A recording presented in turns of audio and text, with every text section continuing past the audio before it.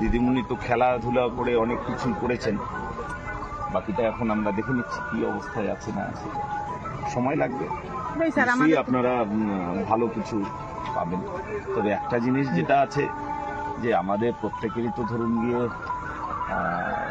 একটা প্রত্যাশা খুব বড় থাকে, আর প্রত্যাশা যত বড় হবে হতাশা তত বেশি হবে। প্রত্যাশা মাইনাস প্রাপ্য প্রাপ্য হয়ে গেলে তো আর হতাশা হবে না। এবারে প্রত্যাশা পূরণ কারণ করা সম্ভব হবে না।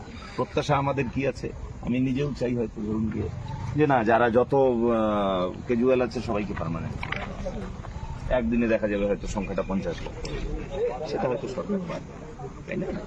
কিন্তু স্যার আমাদের যে মানে অর্থনৈতিক মানে এই 12-13 হাজার টাকা আমাদের তো মানে নুন আনতে পান্তা ফুরোনো, বাচ্চার একটা আমরা চিকিৎসা করাতে পারি না, নিজের একটা চকলেট এনে দিতে পারি না, এই অবস্থা আমাদের।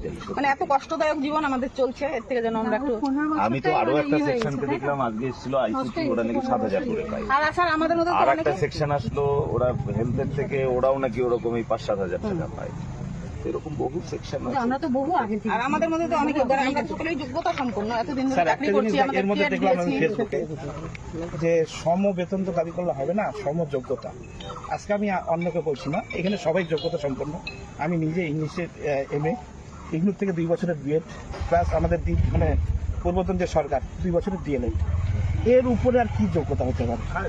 দেখুন মোটামুটি ওই সময় যারা নিয়োগ পেয়েছিল সবারই মোটামুটি এরকমই সবাই তো পরবর্তীতে সবাইকে বিএড করিয়ে নেওয়া হয়েছে, মানে এনসিইআরটি রুলস আমাদের কমপ্লিট। হ্যাঁ, যোগ্যতা নিয়ে তো তাহলে কোনো প্রশ্ন আসতে পারে যোগ্যতা নিয়ে প্রশ্ন কখনো আসেও না। এর মধ্যে যোগ্যতা না থাকলে দেখুন যারা লিখছে তাদের লিখতে দিন।